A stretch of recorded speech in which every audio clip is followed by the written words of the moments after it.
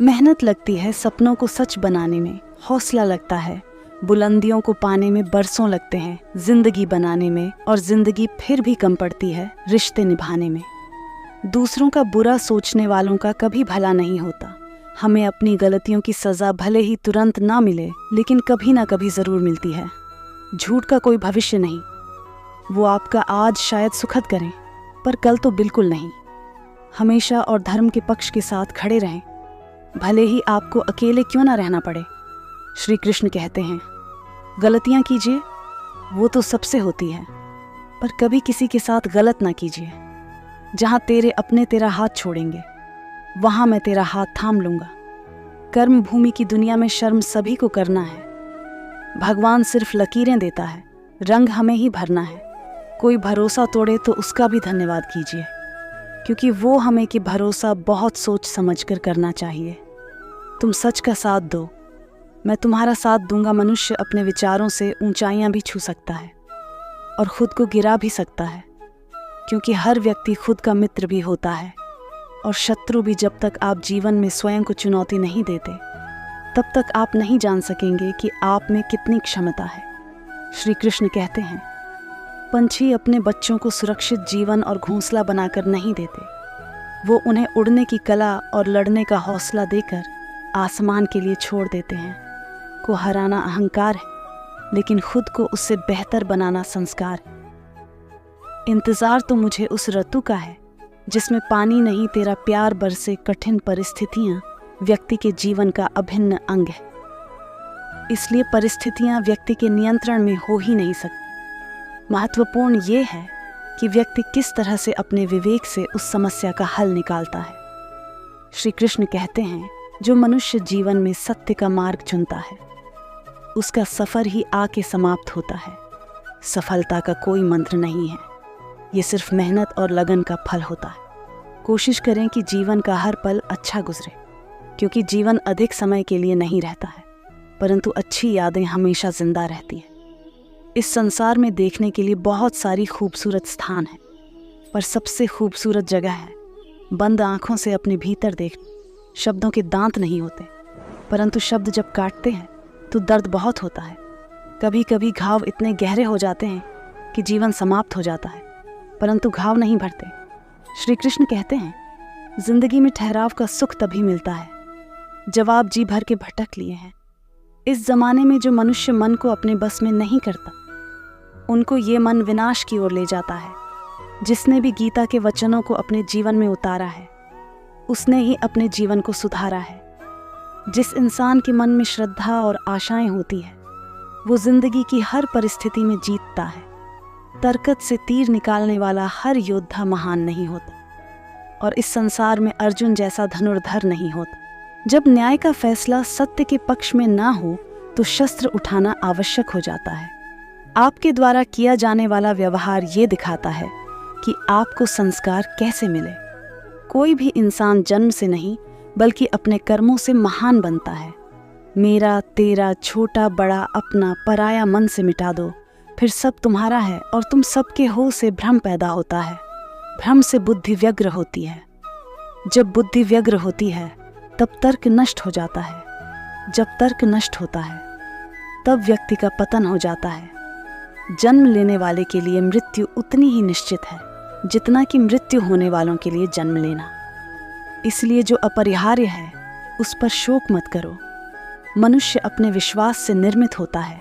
वो जैसा विश्वास करता है, वैसा बन जाता है।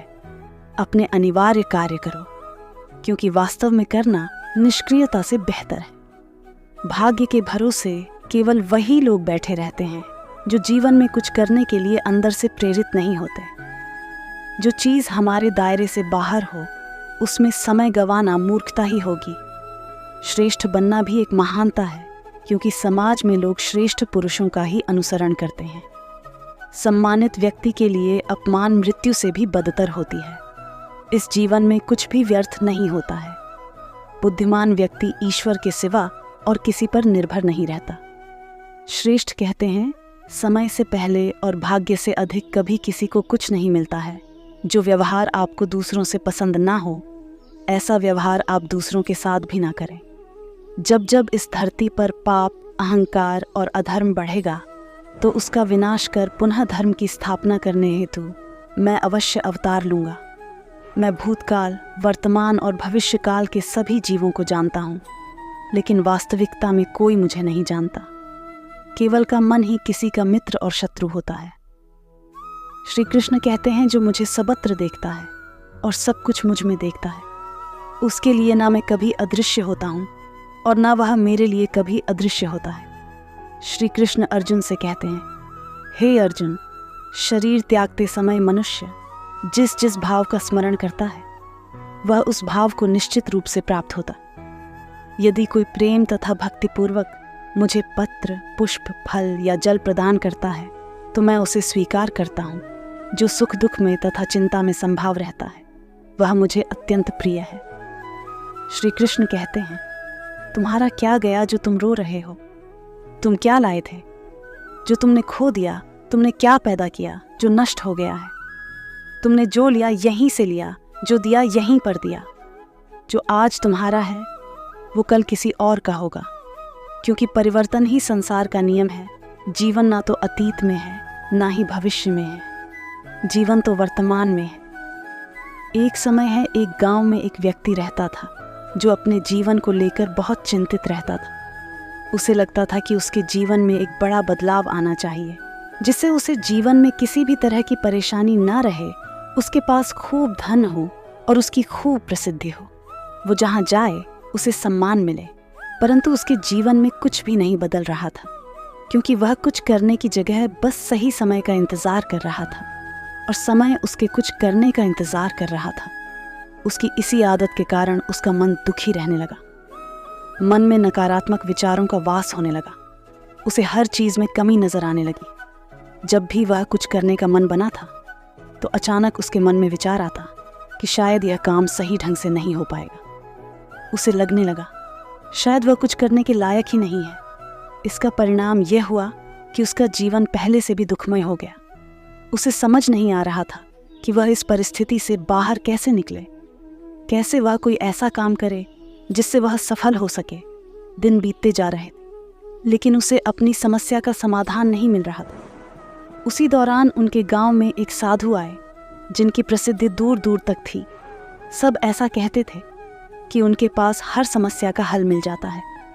जब उस व्यक्ति ने सुना कि साधु उसके गांव में आए हैं तो वह बिना कुछ सोचे समझे अपनी समस्या लेकर तुरंत उससे मिलने चला गया। साधु को प्रणाम कर अपनी समस्या बताई। उसने बताया कि वह अपने जीवन में बदलाव चाहता है, परंतु उसे कोई सही राह नहीं मिल रही। इसी कारण उसके मन में नकारात्मक विचार आते रहते हैं। दुख हमेशा उसे घेरे रहता। कोई काम करने जाता है तो मन में उसकी विफलता का विचार पहले ही आ जाता है। बताइए, मैं ऐसा क्या करूं कि मैं एक सुख जीवन जी सकूं? साधु ने पूरी बात सुनी और उस व्यक्ति को दूसरे दिन सूर्योदय के समय आने के लिए कहा। दूसरे दिन वह व्यक्ति उस साधु के पास जा पहुंचा। साधु पाठ पूजा के बाद सैर करने के लिए निकलने वाले थे। उन्होंने उस व्यक्ति को साथ चलने के लिए कहा। चलते चलते वो एक खेत के पास पहुंचे। गेहूं की फसल की तरफ इशारा करते हुए साधु ने पूछा, क्या तुम बता सकते हो इस खेत में ये फसल कैसी उगी होगी? उस व्यक्ति ने पूरी प्रक्रिया देते हुए उत्तर दिया, पहले खेत को जोता गया होगा, फिर उसमें बीज गया होगा, उसके बाद समय समय पर पानी दिया गया होगा, तभी ये फसल उगी होगी। थोड़ा आगे और चलने पर उन्होंने देखा एक खेत में घास ही घास थी। एक बार फिर साधु ने उस व्यक्ति से पूछा, क्या तुम बता सकते हो इस खेत में ये घास किसने उगाई होगी? महाराज, घास कौन उगाता है? ये तो अपने आप उग जाती है। जब खेत में किसी और चीज़ का बीज नहीं डाला जाएगा तो घास ही उगेगी। उस व्यक्ति ने एक बार फिर से साधु के प्रश्न का उत्तर दिया। तुम्हारे इन्हीं उत्तरों में तुम्हारी समस्या का हल छुपा है। साधु ने इस व्यक्ति शुरू किया, मानव भी एक खेत की तरह ही होता। इसमें तुम जो भी बीज डालोगे तुम्हें वही फसल मिलेगी। अगर तुम इस पर काम करते रहोगे, इसमें सकारात्मकता के बीज बोते रहोगे तो ये तुम्हें सफलता की ओर बढ़ाएगा। और यदि तुम अपने भविष्य की चिंता में वर्तमान का समय भी नष्ट करोगे तो दिमाग में नकारात्मकता की वृद्धि होगी। बदलाव तभी संभव है जब हम व्यर्थ की चिंता को छोड़कर और सही समय की प्रतीक्षा ना करते हुए अपने वर्तमान में ही वो काम करें जो हमें करना है। उस व्यक्ति को ये बात समझ में आ गई कि अगर मन को सही दिशा में लगाना है तो उसे सही दिशा की तरफ बढ़ाना होगा। नरूपी खेत का सही प्रयोग ही जीवन में बदलाव ला सकता है। इसे खाली छोड़ देने से इस पर आलस और नकारात्मकता अपना सत्ता जमा लेते हैं। मन के कहे पर मत चलिए, बल्कि मन को अपने कहने पर चलाइए। एक बड़ी इमारत बनने की शुरुआत ईंट रखने से ही होती है, और उस ईंट की तरह अपनी छोटी छोटी कोशिशों को जोड़कर आप एक बड़ा मुकाम हासिल कर सकते हैं। ज़रूरत है बस उस शुरुआत की। दोस्तों, इस बस इतना ही। मिलते हैं अगले वीडियो में। अपना ख्याल रखिएगा। हर हर महादेव।